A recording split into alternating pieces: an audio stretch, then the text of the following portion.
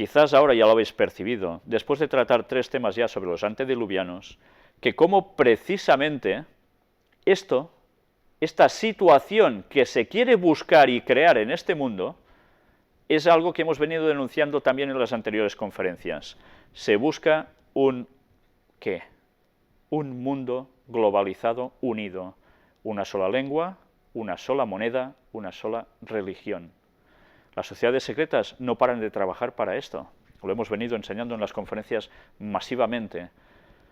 Pero es que ahora recordaremos que hay un texto en la Biblia que describe esa misma situación y que nos servirá también para el tema que después vamos a tratar. En Génesis capítulo 11, versículo 1 y 5 y 6 nos dice: tenía entonces toda la tierra una sola lengua y unas mismas palabras. Estamos hablando de tiempos antediluvianos. Y descendió Jehová para ver la ciudad y la torre, la de Babel, que edificaban los hijos de los hombres. Y dijo Jehová: he aquí el pueblo es uno, y todos estos tienen un solo lenguaje, y han comenzado la obra, y nada les hará desistir ahora de lo que han pensado hacer. Y hay personas que cuando leen esto dicen, pues qué Dios más injusto, ¿no? En vez de querer un pueblo unido y feliz, va y les destruye la torre de Babel y los esparce por todas partes con confusión de lenguas y demás. ¿Por qué Dios hizo esto? Cuando a través de estas conferencias sobre los antediluvianos hemos venido presentando las líneas genealógicas también, respondía todo a un propósito. Hemos leído mucho texto, pero era necesario para poder entender, y aún vamos a leer más, que las líneas genealógicas nos denotaban que unos seguían a Dios, pero otros no. Y la mayor parte no siguió a Dios y se unió precisamente haciendo una conjunción en una sola ciudad. Pero allí no se adoraba a Dios para nada, sino que se hacía lo peor de lo peor. Y Dios tuvo que intervenir. Pues bien, la historia se quiere volver a repetir. Satanás sigue trabajando exactamente para lo mismo. Y si nosotros no aprendemos del pasado, no vamos a darnos cuenta que vamos a sucumbir al engaño satánico por excelencia. Ahora vamos a entrar en la temática de los antediluvianos, la cuarta parte, y vamos a seguir por donde lo dejamos la anterior vez. Ya sabéis que la anterior vez estuvimos leyendo mucho los escritos de Ellen White. Vamos a seguir con ellos. He decidido no leer todos los que hay hablando del tema, porque se haría demasiado largo. Vamos a hacer una selección de ellos, pero a pesar de todo, no he querido suprimir ningún punto de los que allí aparecen escritos, por si alguien quiere leerlo en su casa, porque no dejan de ser, bueno, más que interesantes. Pero para ganar tiempo, vamos a hablar precisamente solo en ciertos puntos que veréis marcados en rojo. Si hoy podemos, terminaremos con esa lectura de esas citas de Ellen White. Veréis que a medida que van avanzando cada vez son más interesantes, porque nos da detalles de cómo vivían esos antediluvianos. Pero me voy a reservar 2 citas de Ellen White, que son las citas de la polémica, pero que van a ser la clave para terminar de entender lo que después presentaremos como pruebas de todo esto. Por lo cual, he de pediros paciencia y he de pediros también que tengáis presente que va a haber una continuación de esta conferencia, y quizás no una, sino quizás 2. Hablamos también del arco iris, lo recordáis, ¿verdad? ¿Por qué Dios utilizó el arco iris después del diluvio para poner un pacto entre Dios y el hombre? Hay algo interesante. Hay una imagen que se repite en el Apocalipsis, y es la imagen del trono de Dios. Y hay algo que aparece también allí. Apocalipsis 4, del 1 al 3 nos dice: después de esto miré, y he aquí una puerta abierta en el cielo, y la primera voz que oí, como de trompeta, hablando conmigo, dijo: sube acá, y yo te mostraré las cosas que sucederán después de estas cosas. Y al instante yo estaba en el Espíritu, y he aquí un trono establecido en el cielo, y en el trono uno sentado. Y el aspecto del que estaba sentado, era semejante a piedra de jaspe y de cornalina, y había alrededor del trono un arco iris. semejante en aspecto a la esmeralda. El trono de Dios está circundado, perdón, no la liemos, por un arco iris, la misma señal del pacto que Dios hizo con el hombre después del diluvio. La imagen nos remonta al pasado de la humanidad y nos sigue diciendo que Dios sigue manteniendo ese pacto para siempre. Curiosamente, no sé si os dais cuenta también, una vez más, del personaje que está sentado en el trono. ¿Cuántas veces hemos visto la imagen del Papa sentado en un trono, ¿no? Continuamente, y además en un trono blanco, como describen otros textos de Apocalipsis. Siempre imitando a Dios, por eso es el sistema del anticristo, se pone en lugar de Dios. Apocalipsis 10.1, vi descender del cielo a otro ángel fuerte, envuelto en una nube, con el arco iris sobre su cabeza, y su rostro era como el sol, y sus pies como columnas de fuego. Una vez más, el arco iris como pacto y proveniente de algo divino. Pues bien, vamos a pasar ahora a la lectura de esos escritos que dejamos en su momento, y antes vamos a hacer una pequeña pausa.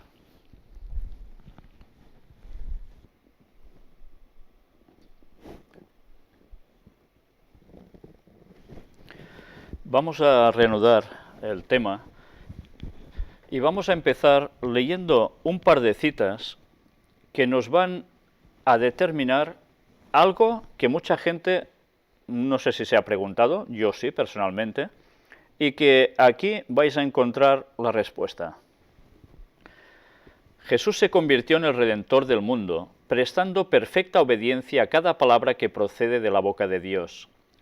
Redimió la desdichada caída de Adán, uniendo la tierra, que había quedado divorciada de Dios por el pecado, con el continente del cielo.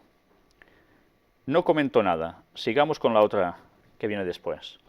Aunque la tierra fue cercenada del continente del cielo y alejada de su comunión, Jesús la ha reunido otra vez con la esfera de gloria. Sí podemos comentar que Jesús, gracias a él, la raza humana puede volver a estar unida con Dios. Pero hay un detalle aquí muy interesante que se repite en las dos citas y que os remito a la nota que aparece en pie de página sobre algo que dice continente del cielo. ¿Qué es continente del cielo? Aquí nos dice, es obvio que la palabra continente se emplea aquí en un sentido más amplio que el que se entiende comúnmente hoy. De acuerdo con un significado ahora obsoleto, se aplica la palabra continente al globo sólido, o globo del Sol o de la Luna, según el diccionario inglés de Oxford. ¿A qué conclusión llegáis con esto? ¿Qué es el cielo? ¿Es una nube que está paseándose por algún lugar del universo? Como a veces nos lo pintan, así, una cosa tan volátil. El cielo es un globo. Y un globo es redondo.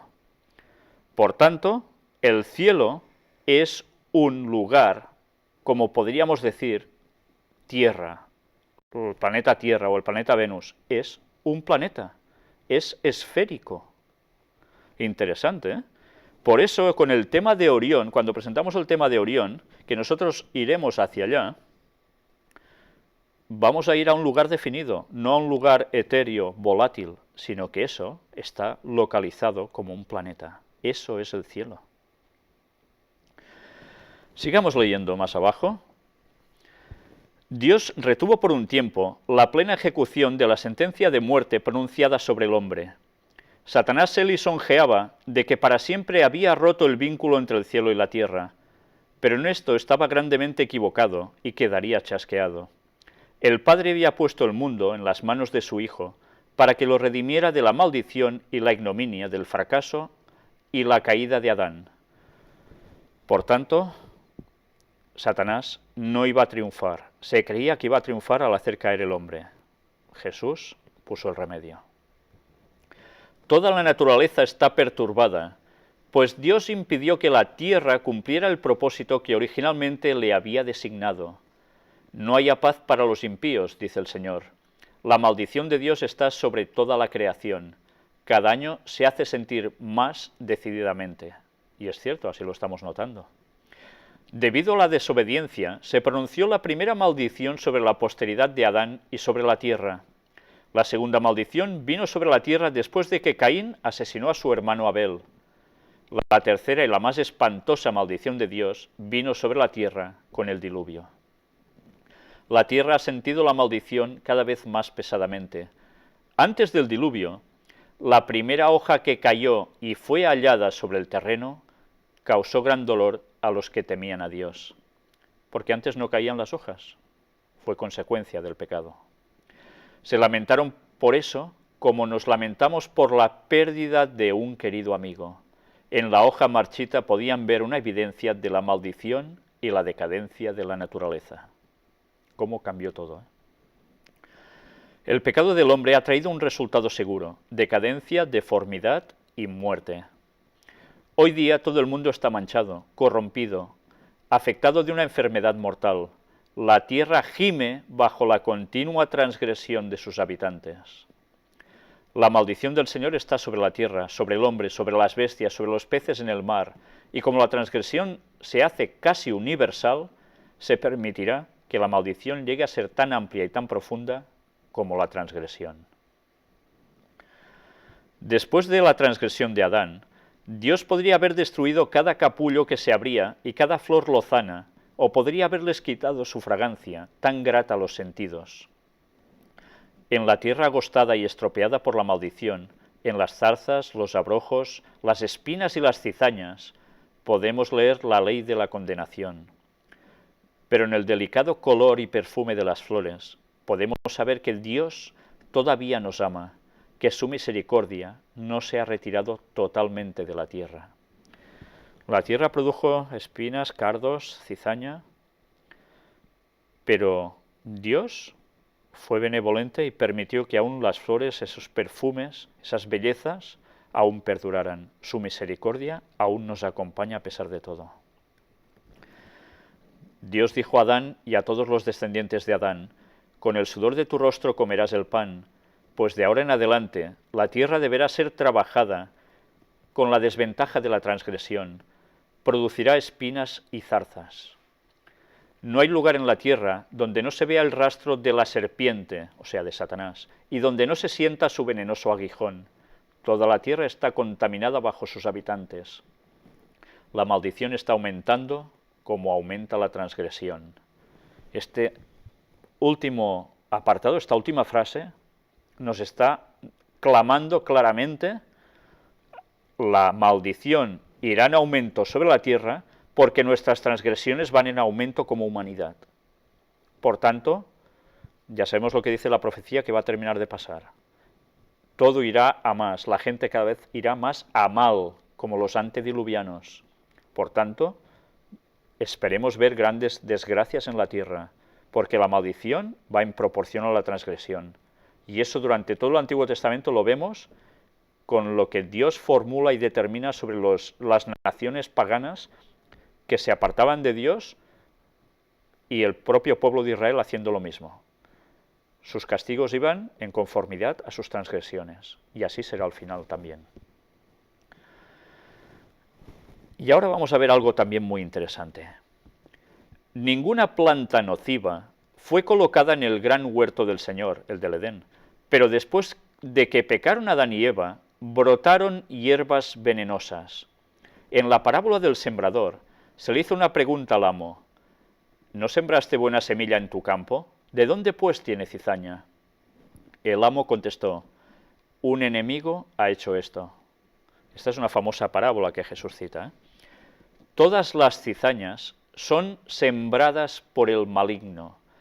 Cada hierba nociva es siembra de él, y con sus métodos ingeniosos de amalgamación ha corrompido la tierra con cizañas.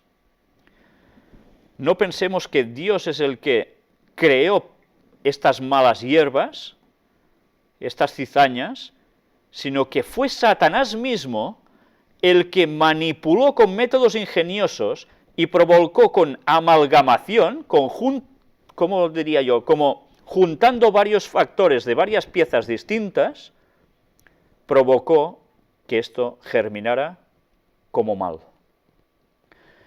Esta palabra amalgamación es una palabra de la que hablaremos, si Dios quiere, en la próxima conferencia, porque hay dos citas de Ellen White que son las más controvertidas, pero las que al mismo tiempo nos van a poder hacer determinar la gran importancia de nuestros tiempos en comparación con el mundo antediluviano.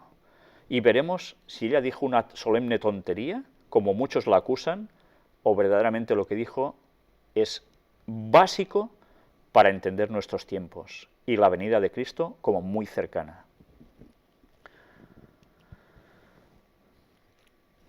Avanzamos en la lectura y llegamos a este punto donde nos habla de Set.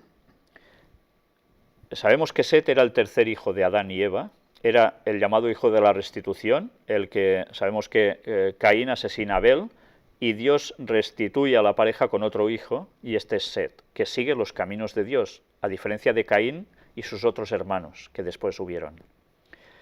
Cuando nos habla de Set, nos dice: Set era de estatura más noble que Caín o Abel, y se parecía más a Adán que cualquiera de sus otros hijos. Los descendientes de Set se habían separado de los impíos descendientes de Caín, albergaban el conocimiento de la voluntad de Dios, al paso que la impía raza de Caín no tenía respeto por Dios ni por sus sagrados mandamientos. Dos puntos interesantes. Set era de una noble estatura, más alto que Caín o Abel, y se parecía más a Adán que cualquiera de sus otros hijos. Y sus descendientes fueron los que siguieron a Dios, mientras que los demás se apartaron, hasta que llega el momento en que estos dos pueblos que están separados, que parece que no tienen relación entre ellos, se empiezan a entremezclar. Y eso lo hablamos en esa anterior conferencia sobre los hijos de Dios, las hijas de los hombres, que tanta mala comprensión ha llevado para muchos. Pero ya nos está viniendo a decir aquí algo sobre la estatura. Es interesante porque luego veremos qué estatura tenían estas personas. Y ahora vamos a hablar de Enoc. Enoc no moraba con los impíos, no se estableció en Sodoma pensando salvar a Sodoma. Se ubicó junto con su familia, donde la atmósfera fuera lo más pura posible. De ese lugar a veces iba a los habitantes del mundo con su mensaje recibido de Dios. Le era penosa cada visita que hacía al mundo. Veía y entendía algo de la lepra del pecado. Después de proclamar su mensaje, siempre llevaba de vuelta consigo hasta su lugar de retiro a los que habían recibido la amonestación. Algunos de ellos llegaron a ser vencedores y murieron antes de que viniera el diluvio. Pero muchos habían vivido por tanto tiempo rodeados por la corruptora influencia del pecado, que no podían soportar la rectitud. Esto es sumamente interesante. Este señor, Enoc, no vivía en los lugares concentrados como todo el mundo, vivía más aislado. Y iba a la ciudad, iba a los lugares donde había esta gente a predicar. Si alguno reaccionaba, algunos se iban con él, y allí seguían un camino de rectitud, a diferencia del resto del populacho que estaba haciendo todo lo malo, y que se concentraban, se apiñaban. Unos murieron antes del diluvio, pero como vencedores, serán salvos. Pero muchos otros ya no quisieron estar con él, debido precisamente a esa cantidad de tiempo tan grande que habían estado viviendo entre la corrupción. Cuando nosotros se nos insta a ir a vivir al campo, a alejarnos de las ciudades, es por esto mismo. Si no aprendemos la lección del pasado antes del diluvio, vamos a sucumbir de la misma forma en el momento final. Si podemos, no vivamos en las grandes ciudades. Si el ser humano hubiera cooperado con Dios, no hubiera habido adoradores a la manera de Caín. Ya sabéis que Caín ofreció algo en holocausto que no correspondía, ofreció frutas. Eso no lo había pedido Dios. Si hubiera seguido el ejemplo de la obediencia de Abel, la humanidad habría podido cumplir la voluntad de Dios. Podrían haber obedecido su ley, y al obedecer habrían encontrado la salvación. Dios y el universo celestial los habrían ayudado a retener la semejanza divina. Se habría preservado la longevidad y Dios se habría deleitado en la obra de sus manos. Nos está dando aquí unos detalles importantes que hemos ido viendo en las anteriores charlas. Primero de todo, Caín se aparta de la voluntad de Dios porque quiere ofrecer, sí, lo mejor de su huerto, pero que nada tiene que ver con lo que le ha pedido Dios. Su autosuficiencia. Dios pidió un cordero, símbolo de la muerte que tendría que pasar Cristo siendo inocente, sin tener ninguna culpa ni nada que ver con el pecado, para que el ser humano pudiese ser salvo, para restituir la relación del hombre caído a la santidad con Dios. Ese abismo que se abrió a través del pecado. No se hizo caso, y al no hacerse caso, ¿qué pasó? La longevidad, los años que llegaban a vivir esta gente, podía haber sido más, fue a menos. Y no solo esto, sino que retener la semejanza divina en nuestro aspecto y en nuestra mente también se deterioraba. Y eso es lo que fue aconteciendo. Es curioso, ¿eh? La evolución pinta extrañamente todo al revés, que de ser nada pasamos a ser, oh, qué bonitos somos ahora, qué perfectos. El relato nos dice todo lo contrario. De ser perfectos estamos pasando a ser unos birrias, física y mentalmente. Y es como consecuencia de todo esto. Dios les concedió 120 años de tiempo de gracia y durante ese tiempo les predicó mediante Matusalén, Noé y muchos otros de sus siervos. Si hubieran prestado atención al testimonio de esos fieles testigos, si se hubieran arrepentido y retornado a su lealtad, Dios no los hubiera destruido. La misericordia de Dios. Pero no lo hicieron, ¿verdad? Y así terminaron. ¿Qué va a pasar en el futuro? En el futuro tan cercano. Dios resolvió purificar el mundo con un diluvio, pero su misericordia y amor dio a los antediluvianos un tiempo de gracia de 120 años. Durante ese tiempo, mientras se estaba construyendo el arca, las voces de Noé, Matusalén y muchos otros se oyeron en forma de amonestación y súplica, y cada golpe dado en el arca era un mensaje de amonestación. Cada martillazo que se daba allí era como decir, ¿a qué esperáis a reaccionar? Y ni así muchos hicieron caso. Durante 120 años Noé proclamó el mensaje de amonestación al mundo antediluviano, pero solo unos pocos se arrepintieron. Algunos de los carpinteros que empleó para la construcción del arca creyeron el mensaje, pero murieron antes del diluvio. Otros de los conversos de Noé apostataron. Es interesante ver cómo gente que trabajó para él, para la construcción de esa magnífica, enorme embarcación, se convirtieron al mensaje de Noé y murieron antes. Dios tuvo misericordia de ellos. Porque morir no significa algo malo, si esa persona después recibirá la paga de Dios de la eternidad. Pero muchos otros apostataron, no aguantaron. ¿Qué está pasando actualmente con el que se dice pueblo de Dios, con la gente que se convierte al Evangelio? ¿Cuántos no llegan a apostatar? Se apartan. Porque la presión del mundo, lo que nos ofrece Satanás, parece tan atrayente, ¿verdad? Pero peor va a ser dentro de poco, cuando el zarandeo vaya mucho más de lo que está ahora, y mucha gente de iglesia, creyentes, dejen de seguir a Dios por todo lo que vendrá. Y estamos hablando especialmente de los guardadores del sábado, que no podrán resistir la presión y cederán por el qué dirán, por, uy, si yo sigo esto voy a ser algo raro, me van a perseguir, me van a... Pues bien, la prueba va a ser muy dura, ya podemos empezar a prepararnos.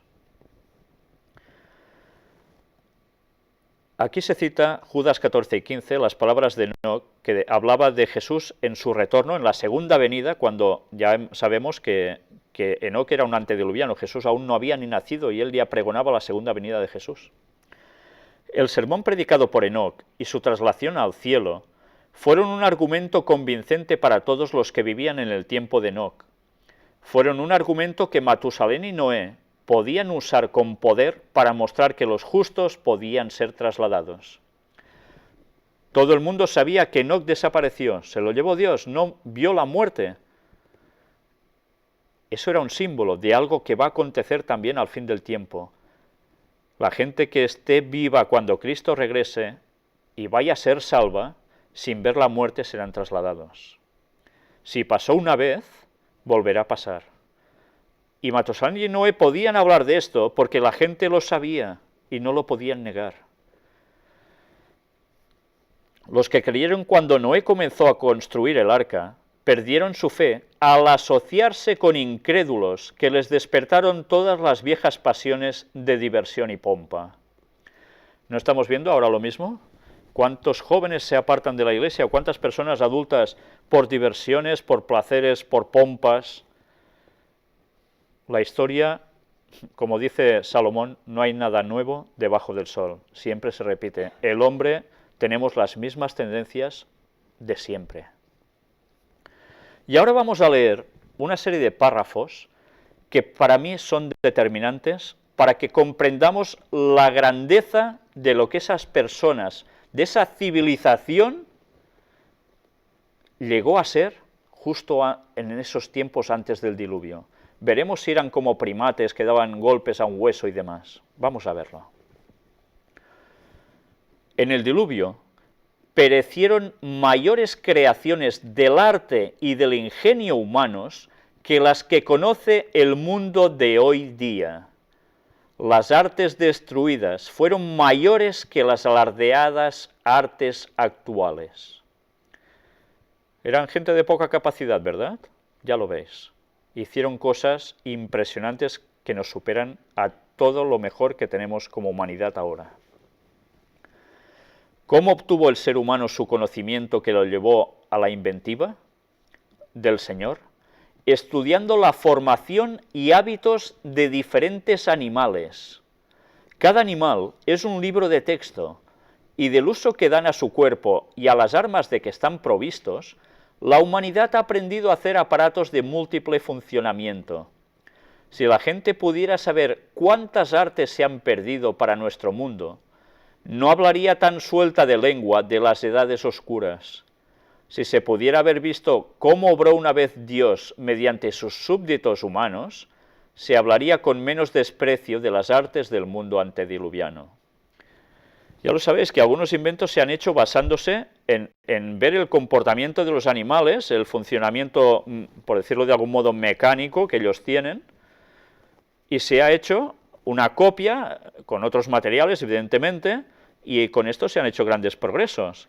Pues esto ya lo hacían los antediluvianos, pero a toda certeza les sacaba mucho más jugo de lo que nosotros se lo sacamos ahora, y pudieron hacer grandes cosas.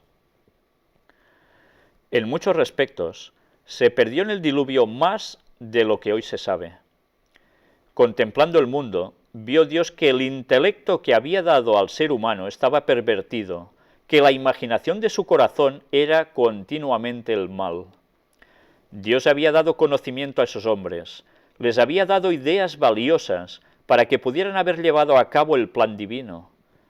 Pero el Señor vio que aquellos para quienes Él tenía el propósito de que poseyeran sabiduría, tacto y juicio, estaban usando cada facultad de la mente para glorificar el yo.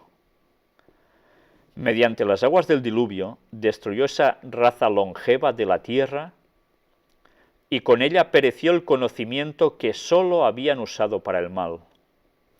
Cuando se repobló la tierra, el Señor dio en una medida menor su sabiduría a los hombres, dándoles sólo la capacidad que pudieran necesitar para llevar a cabo su gran plan. Por tanto, no esperemos ser superiores a los antediluvianos, a ser ahora los niños bonitos, los de más conocimiento de todas las épocas, porque Dios ya no da al hombre esa sabiduría. Por un lado no la da, y por otra nosotros mismos colaboramos a no tenerla, porque no nos cuidamos físicamente en la nutrición como Dios quiere, en el descanso, en el ejercicio y en tantas otras cosas más. Y cómo no, además no cultivamos nuestra mente de la forma correcta. Por tanto, ¿cómo podemos esperar ser superiores a todo esto? El verdadero conocimiento ha disminuido con cada generación sucesiva. Dios es infinito, y los primeros habitantes de la tierra recibían sus instrucciones de ese Dios infinito que creó el mundo. No eran deficientes en conocimiento los que lo recibieron directamente de la sabiduría infinita. Dios instruyó a Noé en la manera de hacer aquella inmensa arca para la salvación de él y de su familia. También instruyó a Moisés en la manera de hacer el tabernáculo y los bordados y artesanía que habían de adornar el santuario. Las mujeres efectuaron con gran ingeniosidad los bordados de plata y oro. No faltaron hombres diestros que realizaron la obra de construir el arca, el tabernáculo y los vasos de oro macizo. Ya veis que con esto nos está diciendo que Dios siempre da los dones en el momento oportuno para hacer las cosas que se necesitan. Pero hay que confiar en Él. Dios dio a David un modelo del templo que construyó Salomón. Tan solo se permitió que los diseñadores y artistas más hábiles se ocuparan de la obra. Cada piedra del templo fue preparada para ocupar exactamente su lugar antes de ser llevada al templo, y el templo se erigió sin el sonido del golpe de un hacha o un martillo.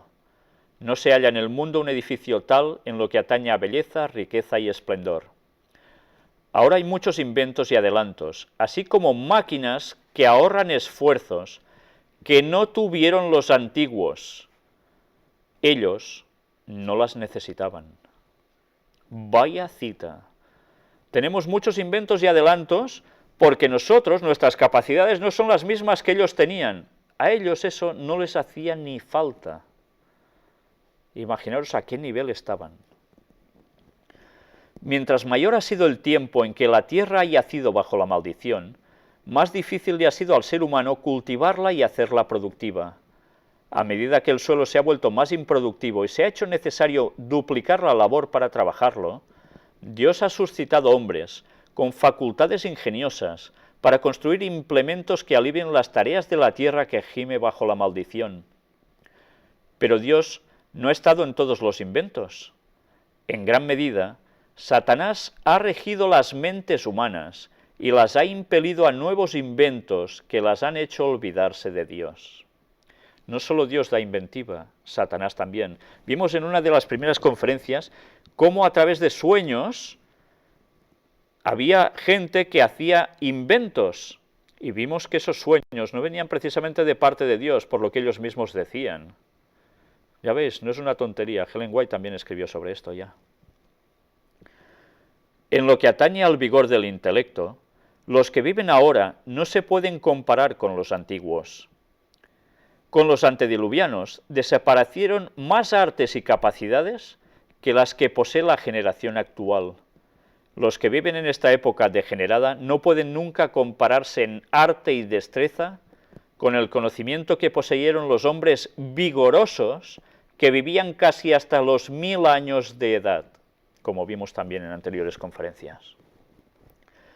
Los antediluvianos vivían muchos centenares de años, y cuando tenían 100 años eran considerados jóvenes.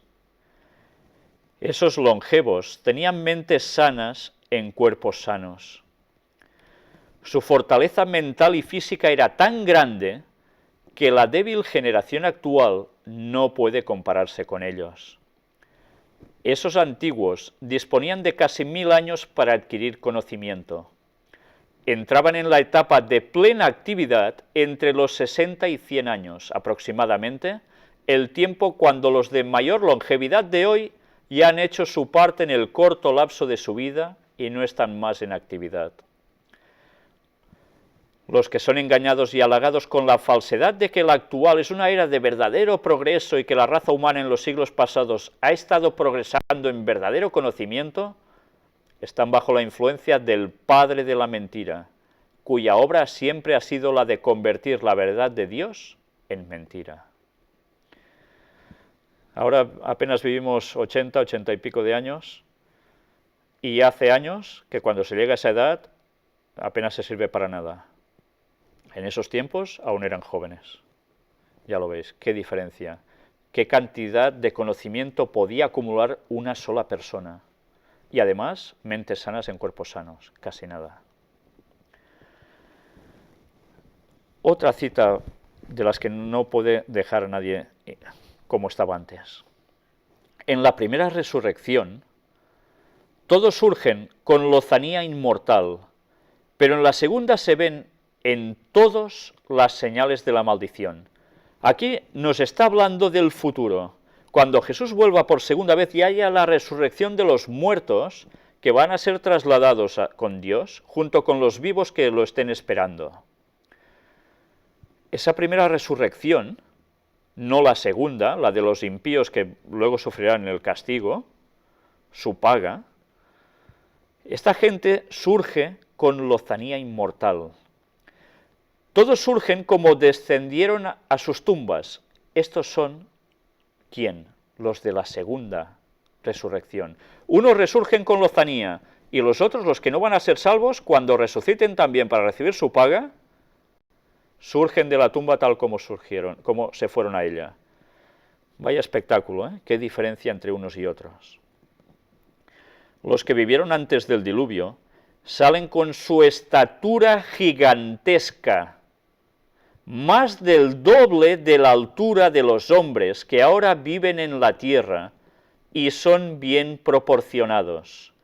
Las generaciones posteriores al diluvio fueron de una estatura menor. Si eran más del doble, nos está hablando de personas de aproximadamente 3,5 metros largos, rozando hacia los 4. Eran gigantes, no eran como somos nosotros ahora. Quizás luego veremos algún detalle más sobre esto. Pero tengamos presentes que la estatura de estas personas era tan grande porque estaban salidos de la mano de Dios. Luego, con la entrada del pecado, la cosa va cambiando y se va degenerando. Vamos a ver luego, en asunto de pruebas arqueológicas, algo que a más de uno le va a sorprender. Tenemos la historia de los antediluvianos y de las ciudades de la llanura, cuyo curso de conducta degeneró de liviandad y frivolidad en pecados envilecedores que hicieron descender la ira de Dios en una destrucción espantosísima, a fin de eliminar de la tierra la maldición de su contaminadora influencia. La propensión y la pasión sobrepujaron la razón. El yo era su Dios, y el conocimiento del Altísimo casi quedó raído por la complacencia egoísta de corruptas pasiones. Bien, yo no sé si veis mucha diferencia con lo que está pasando actualmente, ¿eh? ¿Estáis haciendo la similitud entre lo de antes y lo de ahora? El pecado de los antediluvianos consistió en pervertir lo que era lícito en sí mismo. Corrompieron los dones de Dios, usándolos para complacer sus deseos egoístas. La complacencia del apetito y de las bajas pasiones hizo que sus pensamientos fueran completamente corruptos. Los antediluvianos eran esclavos de Satanás, guiados y controlados por él. ¿No está pasando ahora lo mismo? ¿Apetitos en qué sentido? No tan solo de comer, que ya estamos viendo que comer es lícito, solo faltaba, y bueno, pero todo se lleva a la exageración y se saca de contexto. Se vive muchas veces para comer, no se come para vivir. Pero no solo nos habla de esto, nos habla también de las bajas pasiones. Y nosotros no nos damos cuenta que nuestro desorden en este tipo de cosas, fuera del contexto que debe ser, afecta nuestro comportamiento y nuestra mente. Y nos lleva a ser esclavos de Satanás, porque empaparnos de hacer esto nos lleva al otro terreno, nos limita la percepción espiritual. Y eso, la mayor parte de personas ni se lo plantean. Los habitantes del mundo de Noé fueron destruidos porque se corrompieron debido a la complacencia del apetito pervertido. Rindieron culto a la complacencia egoísta, comiendo, bebiendo, divirtiéndose, y recorrían actos de violencia y crimen si se coartaban sus deseos y pasiones. Que yo no puedo no sé qué, ¡pam!, se cargaban al que sea. En los días de Noé, la abrumadora mayoría se oponía a la verdad y estaba prendada de una trama de falsedades. La tierra estaba llena de violencia. Guerra, crimen, asesinato estaban a la orden del día. Así también será antes de la segunda venida de Cristo. ¿Cómo está el mundo ahora? ¿No es el mismo reflejo, acaso? Pues si ahora lo que hemos leído hasta aquí es la forma de proceder de la humanidad de antes, viendo cómo está clavado con la de ahora, iremos viendo alguna otra cita que nos va a demostrar que Cristo está más cerca de lo que nos pensamos. Antes de la destrucción del mundo antiguo por un diluvio, había hombres talentosos, hombres que poseían habilidad y conocimiento, pero se corrompieron en sus pensamientos porque dejaron de lado a Dios en sus planes y consejos. Eran sabios en hacer lo que Dios nunca les había dicho que hicieran, sabios para hacer el mal. El Señor vio que su ejemplo sería deleiterio para los que nacieran después y tomó el asunto en sus manos. Durante 120 años les envió amonestaciones mediante su siervo Noé. Vaya paciencia. Pero usaron el tiempo de gracia que tan bondadosamente se les concedía para ridiculizar a Noé. Lo caricaturizaron y criticaron. Se rieron de él por su extraordinario fervor e intensa pasión manifestados al hablar de los castigos que él declaró que Dios llevaría a cabo con toda seguridad. Hablaban de la ciencia y de las leyes que rigen la naturaleza. Entonces tomaron a mofa las palabras de Noé, llamándolo loco fanático. ¿Os suena esto? Vosotros proclamad las verdades de Dios, y veréis si estas palabritas no os las aplican también hoy en día. Se terminó la paciencia de Dios, y dijo a Noé, he decidido el fin de todo ser, porque la tierra está llena de violencia a causa de ellos, y he aquí que yo los destruiré con la tierra. Esta fue la sentencia. Y ahora vamos a ver otra cita de estas impresionantes, de estas perlas que Ellen White suelta, y que nos van a hacer entender muchas cosas de lo que está sucediendo también ahora. Aquellos árboles majestuosos que Dios había hecho que crecieran en la tierra para beneficio de los habitantes del mundo antiguo, y que ellos habían usado para convertirlos en ídolos y para corromperse con ellos, Dios los ha reservado en la tierra en forma de carbón y petróleo, recordemos que eran enormes, no como ahora, para usarlos como instrumentos de la destrucción final de ellos. ¿Qué dice aquí? Que Dios va a utilizar el carbón y el petróleo que hay en la tierra para destruir también a la humanidad. No solo va a ser fuego del poder de Dios que viene como tal, sino que va a ser utilizado el carbón y el petróleo en el momento final. Cuando Jesús viene por segunda vez, la gente muere que no ha aceptado a Dios como su Salvador. Esta gente morirá por el resplandor de la venida de Dios.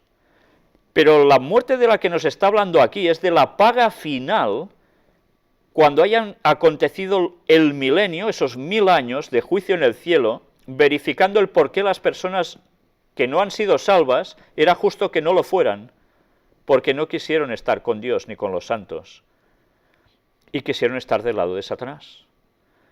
Estas personas, y no solo personas humanas, sino Satanás y sus ángeles, van a ser destruidos por ese carbón y ese petróleo. ¿Por qué creéis que el mundo se mueve por el petróleo? ¿Por qué creéis que Satanás, que no es tonto y que sabe que tiene que ser destruido por esto inflamado, está haciendo que el petróleo sea la causa de que todo el mundo se mueve por él, porque quiere sacar todo el que pueda de allí, por eso los métodos se van perfeccionando. Mientras, ¿qué pasa? La gente se enriquece, les da el dinero para que tengan placer por el control del petróleo, y él mientras lo que pretende es que el petróleo y el carbón se consuman para así no ser aniquilado de esta forma. ¿Entendéis el juego de Satanás? Es realmente impresionante, ¿eh? Por eso, las últimas escenas de este mundo vienen dadas por el control del petróleo y por la extracción de él. Satanás no es tonto, ¿eh? Así como hizo salir las aguas que estaban dentro de la tierra en el tiempo del diluvio, como armas de su arsenal para realizar la destrucción de la raza antediluviana, el agua que surge del suelo fue la que también inundó el planeta, no solo la que cayó de arriba. Así también, al fin de los 1000 años, hará salir los fuegos que están dentro de la tierra con sus armas que ha reservado para la destrucción final, no sólo de las generaciones sucesivas del diluvio en adelante, sino de la raza antediluviana que pereció con el diluvio. Todos van a perecer así, antediluvianos y postdiluvianos. Fue Cristo el que mantuvo a salvo el arca en medio de las rugientes e hirvientes olas, porque los que estaban dentro de ella tenían fe en ser preservados por el poder de él. Rugientes e hirvientes olas. Hirvientes quiere decir que eran agua muy caliente, y no todo era agua. Si todo salía de abajo, hemos visto en otras citas que lo que salía también era lava. Todo hervía. Casi nada, ¿eh? Del mismo modo que antes Cristo preservó a su remanente, a ese residuo que lo quiso seguir, va a hacer lo mismo en el fin del tiempo. Su mano estará con nosotros. Y otra cita interesante. Fueron destruidos los bellos árboles y arbustos que dan flores. Sin embargo, Noé preservó semillas y las llevó consigo al arca, y Dios, por su poder milagroso, preservó vivas unas pocas de las diferentes clases de árboles y arbustos para las generaciones futuras. Poco después del diluvio, árboles y plantas parecían brotar de las mismas rocas. En la providencia de Dios, algunas semillas fueron esparcidas y llevadas a las hendiduras de las rocas, y allí fueron ocultadas con seguridad para el uso futuro del hombre. Dios destruye el planeta, pero vemos como la misericordia de él sigue estando con el hombre. Y gracias a hacer eso, resurgió una vez más la vegetación. Pero ya veis, Noé también se llevó cosas al arca, en este caso semillas. Arcilla y cal, que Dios había esparcido en el fondo de los mares, fueron elevados y arrojados de acá para allá. Eso fue en las escenas del diluvio. Todo esto también sucedió al mismo tiempo. Un vasto y turbio mar y lodo blando se hicieron presentes cuando las aguas comenzaron a descender.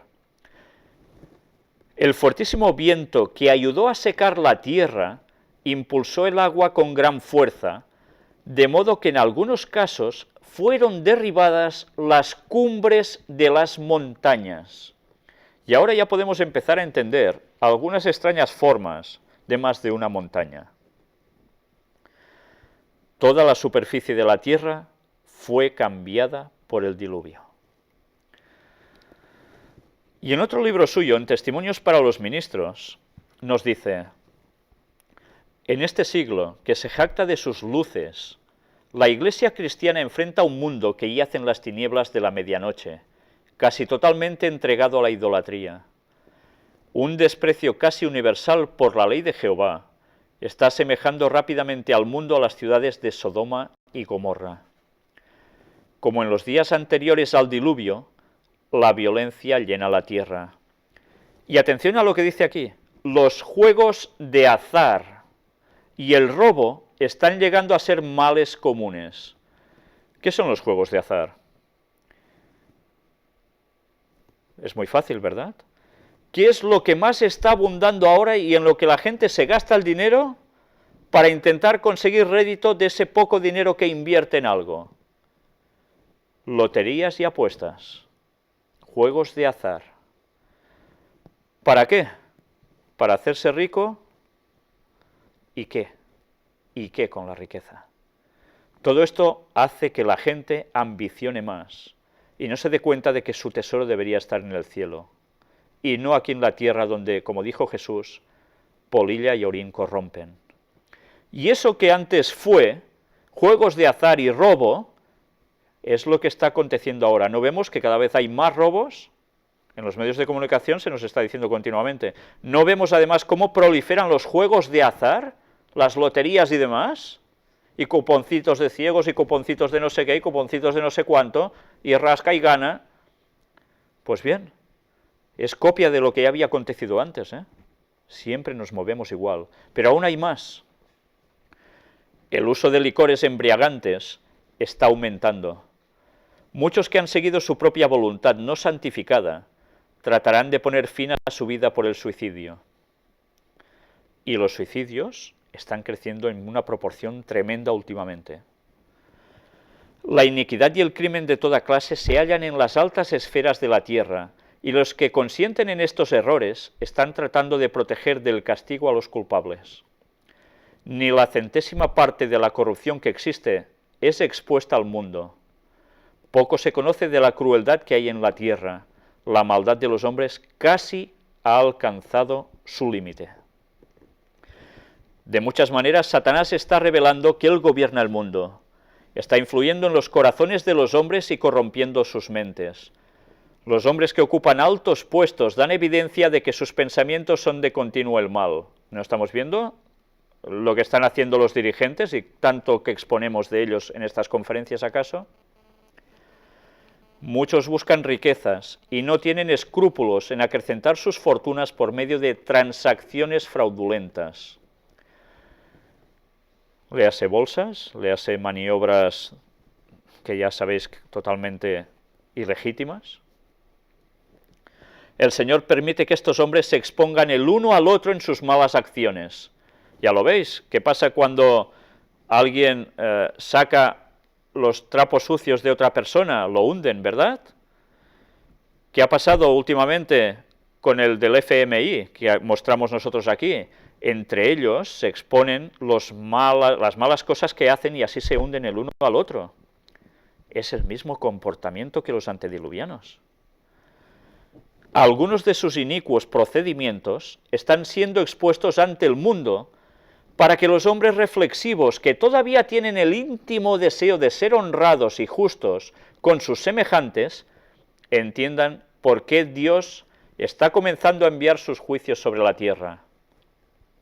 ¿No estamos viendo también cómo el Vaticano está sometido a las 1001 maniobras de juicios que se le quieren poner por asunto de pederastas y perversiones sexuales con niños y demás? ¿No estamos viendo todo esto en generalizado, no solo en ellos? ¿Y otras cosas?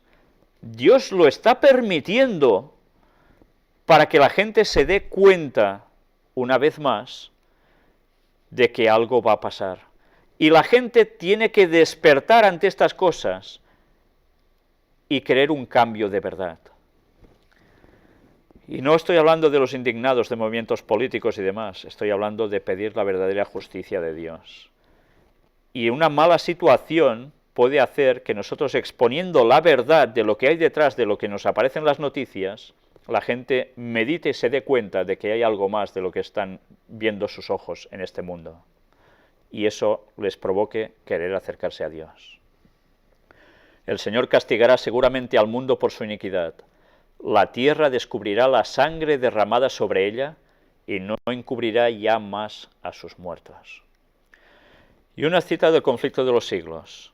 Nos habla de la resurrección. Todos salen de sus tumbas, de igual estatura que cuando en ellas fueron depositados. Está hablando de las personas que van a ser salvas. Si yo he muerto con 1,78 m, voy a levantarme de 1,78 m. Si he muerto de 1,50 m, seguiré midiendo 1,50 m. Pero ¿qué pasa? Adán, que se encuentra entre la multitud resucitada, es de soberbia altura y formas majestuosas, de porte poco inferior al del Hijo de Dios. Presenta un contraste notable con los hombres de las generaciones posteriores. En este respecto se nota la gran degeneración de la raza humana. Pero todos se levantan con la lozanía y el vigor de eterna juventud. Podemos ser bajitos o no, pero todos seremos lozanos jóvenes. Al principio, el hombre fue creado a la semejanza de Dios, no solo en carácter, sino también en lo que se refiere a la forma y a la fisonomía. Qué diferencia de la evolución, ¿eh? Como nos lo pinta. El pecado borró e hizo desaparecer casi por completo la imagen divina, pero Cristo vino a restaurar lo que se había malogrado. Él transformará nuestros cuerpos viles y los hará semejantes a la imagen de su cuerpo glorioso. Ya sabéis que cuando Él resucitó, resucitó de un modo distinto a la materia que tuvo cuando estuvo encarnado, como nosotros. La forma mortal y corruptible, desprovista de gracia, manchada en otro tiempo por el pecado, se vuelve perfecta, hermosa e inmortal. Todas las imperfecciones y deformidades quedan en la tumba. Reintegrados en su derecho al árbol de la vida, en el desde tanto tiempo perdido Edén, los redimidos crecerán hasta alcanzar la estatura perfecta de la raza humana en su gloria primitiva. O sea, prepararos a medir casi 4 metros. Las últimas señales de la maldición del pecado serán quitadas, y los fieles discípulos de Cristo aparecerán en la hermosura de Jehová nuestro Dios, reflejando en espíritu, cuerpo y alma la imagen perfecta de su Señor. Oh maravillosa redención, tan descrita y tan esperada, contemplada con anticipación febril, pero jamás enteramente comprendida. ¿No queréis ser así? ¿No anheláis la perfección en todos los sentidos? ¿Vivir por la eternidad con cuerpos perfectos, mentes perfectas, siendo la imagen de nuestro Hacedor? ¿Y felices por la eternidad de verdad, no como ahora? ¿Vamos a perder la eternidad por las 4 tonterías que Satanás nos ofrece en esta vida?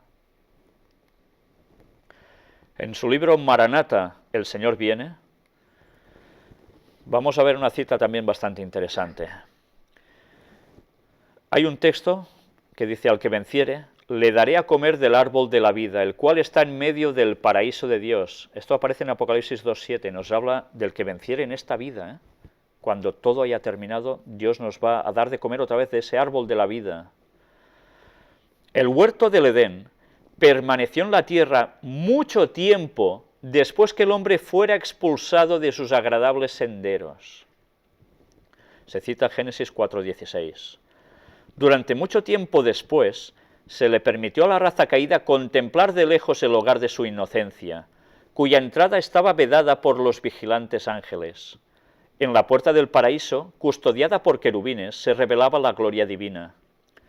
Allí iban Adán y sus hijos a adorar a Dios. Allí renovaban sus votos de obediencia, aquella ley cuya transgresión los había arrojado del Edén. Cuando la ola de iniquidad cubrió el mundo y la maldad de los hombres trajo su destrucción por medio del diluvio, la mano que había plantado el Edén lo quitó de la tierra. Pero en la final restitución, cuando haya un cielo nuevo y una tierra nueva, ha de ser restaurado y más gloriosamente embellecido que al principio. ¿Ya veis dónde iban Adán y Eva cuando fueron expulsados junto con sus hijos? Fueron expulsados del Edén y ellos aún volvían hasta esa puerta para adorar a Dios. Y eso estuvo como testimonio en el mundo durante toda la época antediluviana, y ni así quisieron llegar a aceptar a Dios. ¿Cuántas veces ni la evidencia más evidente hace cambiar a una persona? Porque no quiere cambiar sencillamente, no porque no se dé cuenta de cuál es la verdad. Dios se llevó el jardín del Edén al cielo, justo antes del diluvio, y lo preserva, para luego volverlo a instaurar. Entonces los que hayan guardado los mandamientos de Dios, los 10, incluido el sábado, respirarán llenos de inmortal vigor bajo el árbol de la vida, y al través de las edades sin fin, los habitantes de los mundos sin pecado contemplarán en aquel huerto de delicias un modelo de la perfecta obra de la creación de Dios, incólume de la maldición del pecado, una muestra de lo que toda la tierra hubiera llegado a ser si el hombre hubiera cumplido el glorioso plan de Dios. Ya veis, los otros mundos, los habitantes de otros mundos contemplarán también eso. Hay vida en otras partes. Pero tranquilos, no vienen a vernos aquí, ¿eh? Adán es restaurado a su primitiva soberanía. Transportado de dicha, contempla los árboles que fueron una vez su delicia, los mismos árboles cuyos frutos recogiera en los días de su feliz inocencia. Ve las vides que sus manos cultivaron, las mismas flores que se gozaba en cuidar en otros tiempos. Su espíritu abarca la escena, comprende que este es en verdad el Edén restaurado. Reintegrados en su derecho al árbol de la vida, en el Edén perdido desde hace tanto tiempo, los redimidos crecerán hasta alcanzar la estatura perfecta de la raza humana en su gloria primitiva. Las últimas señales de la maldición del pecado serán quitadas, y los fieles discípulos de Cristo aparecerán en la hermosura de Jehová nuestro Dios. ¿Qué sentirá Adán cuando pueda volver a tener todo esto entre sus manos? ¿Y qué veremos nosotros en todo esto que nos va a dejar tan perplejos y que gracias a ello obtendremos la eternidad? Lucas 17, del 26 al 30, nos dice: como fue en los días de Noé, así también será en los días del Hijo del Hombre. Comían, bebían, se casaban y se daban en casamiento hasta el día en que entró Noé en el arca y vino el diluvio y los destruyó a todos. Asimismo, como sucedió en los días de Lot, comían, bebían, compraban, vendían, plantaban, edificaban. Mas el día en que Lot salió de Sodoma, llovió del cielo fuego y azufre y los destruyó a todos. Así será el día en que el Hijo del Hombre se manifieste. Vimos como evidencias el relato de Ron Wyatt, el arqueólogo, que encontró las pruebas de fuego y azufre en Sodoma y Gomorra, en esas ciudades de la planicie. Esa destrucción no fue un invento bíblico, eso sucedió. Y del mismo modo que sucedió eso, sucedió los pecados que estaban típicos en Sodoma y Gomorra, que es todo lo que aconteció también con el mundo antediluviano. Lo mismo, incluida la sodomía. Pues bien, los mismos tiempos son los de ahora. ¿Qué nos espera? La manifestación del Hijo del Hombre, de Jesucristo volviendo en su gloria. Bien, la conferencia la vamos a terminar aquí por hoy. El próximo día vamos a presentar ya esas citas de Ellen White, que son las que van a marcar la pauta para el resto de las conferencias, y vamos a presentar además pruebas arqueológicas que denotarán que todo lo que el relato bíblico dice en los escritos de Ellen White no son bromas. Creo que os va a encantar lo que vais a ver allí, porque quien no quiera creer después de eso, va a pasar lo mismo que en los que veían el huerto del Edén allí. Ni caso, por más evidencias que vean. Pero tened claro que muchas de las pruebas arqueológicas que aquí aparecen van a ser extraídas de arqueología, de libros que los muestran, de fotografías que se hicieron, y que curiosamente, no sé por qué, no se dan a conocer públicamente de modo masivo. ¿Por qué será? Pues bien, aquí tenéis la página donde podéis encontrar siempre todas las conferencias del Gran Engaño, tanto en WordPress como en YouTube. Y aquí tenéis la página de las suscripciones a nuestro canal, donde vamos a seguir enviando boletines con las conferencias, normalmente una por semana, algunas más, a veces menos, depende como podamos, pero que está preparada para que la podáis enviar a más personas y así difundir el mensaje de la verdad presente para este tiempo final. Pues bien, vamos a dejarlo aquí y os doy las gracias por vuestra asistencia y os remito a la próxima conferencia donde, si Dios quiere, vamos a presentar grandes cosas. Muchas gracias.